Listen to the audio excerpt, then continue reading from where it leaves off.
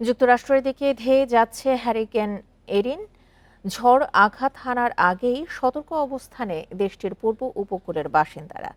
সতর্কতার পাশাপাশি ঝোড়ো পরিবেশ উপভোগও করছেন তারা। ২০২৫ সালে আটলান্টিক থেকে উৎপত্তি হওয়া পঞ্চম ঝড় এরিন। একই সাথে সেখান থেকে উৎপত্তি হওয়া বছরের প্রথম হারিকেন এটি। ক্যাটাগরি ৫ মাত্রার হারিকেনে পরিণত হয়েছিল এই ঝড়টি।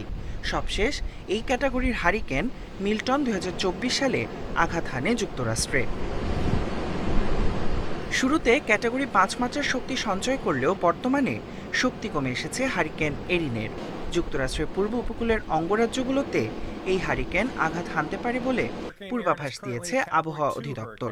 এই অবস্থায় ঝড়ে ক্ষয়ক্ষতি মোকাবিলায় প্রস্তুতি নিচ্ছে উপকূলের বাসিন্দারা। সতর্কতার পাশাপাশি ঝড়ো পরিবেশ উপভোগও করছেন উপকূলীয় বাসিন্দারা।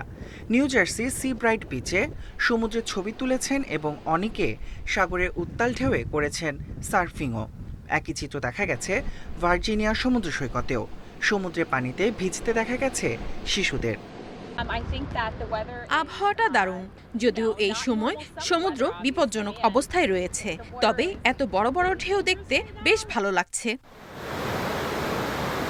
হারিকেন এরিনের প্রভাবে যুক্তরাষ্ট্রের নিউ জার্সিতে জরুরি অবস্থা জারি করা হয়েছে। ভারী বৃষ্টিতে প্লাবিত হয়েছে অঙ্গরাজ্যটির শহরের রাস্তাঘাট। এছাড়া যুক্তরাষ্ট্র ও কানাডার আটলান্টিক উপকূলে এটি বিপজ্জনক পরিস্থিতি তৈরি করতে পারে বলেও সতর্ক করেছে কর্তৃপক্ষ। উপকূলবর্তী বহু সৈকত ও সড়ক বন্ধ ঘোষণা করা হয়েছে।